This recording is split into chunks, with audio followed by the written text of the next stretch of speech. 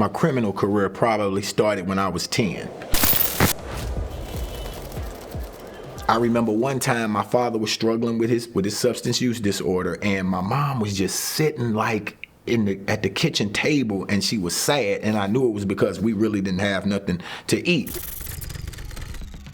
So me, not wanting to see my mom sad, of course I went out and I did what I had to do, and I was able to bring a few dollars home, and we were able to eat, and I saw the relief because of the situation we was in. All I knew is that when I got this money and she was able to do this, it helped her smile a little bit, right? And so poverty really drove me to the streets, which drove me to selling drugs, which drove me to using drugs, which drove me to prison.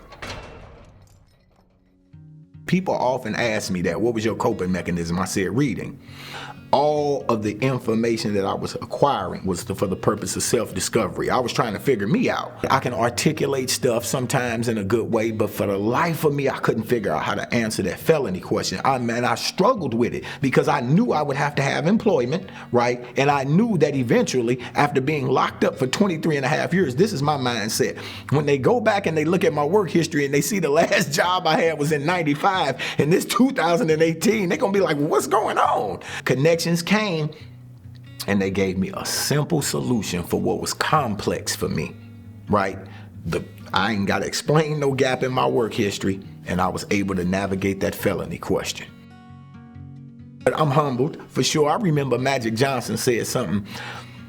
They gave him a Lifetime Achievement Award, and he said, man, people shouldn't get awards for doing what they're supposed to do anyway. The thing about Mataka, for somebody to have overcome a situation that very few people could, and to come out in the spirit that he came out after incarceration and continue to get up every day and try to be better than he was before, that in itself deserves all of the praise.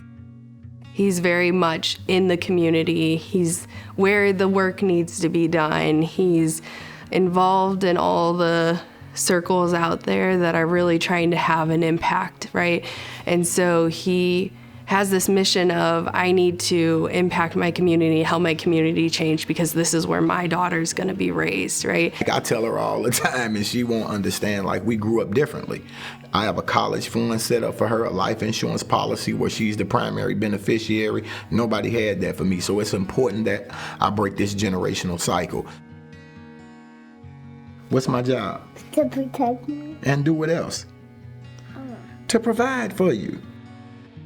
And he's doing that. He's going out there, and he's not just the words that he says, like he's actually taking action on it. And so to be able to see kind of the growth he has to get him where he is, and then the giving back and the impact he's having in the community, it makes him a perfect candidate for this. And he's an advocate to the core. He can't help but be an advocate, which I think makes him a fantastic, phenomenal father and an example in our communities, because unfortunately we don't have a ton of them. So yeah, I'm a fan. I'm a fan, not because of his lip service. It's not what he says. It's watching what he's done, you know, and watching what he continues to do. I am a facilitator for the PPD class here at Connections to Success, but I've also served in the role as the outreach coordinator and as a life transformation coach. But I like it because it's new, it's exciting, and I feel like, especially when we go back into the prisons and do it, those are my people. Right? I demonstrate the effectiveness of what Connections to Success looks like on a day-to-day basis in my life, so they're able to see it work through me. So not only am I a facilitator, I'm a representative of what the PPD curriculum entails. And so I go in and I inspire them, at least I think I can. My first prison class was actually in Algoa Correctional Center, the prison that I came home from. So I came home August 24th, 2018, and we started a class February the 26th, 2024, which is my birthday. So I went in prison on my birthday. Going back in prison, it gives me a lot of gratitude. I'm thankful.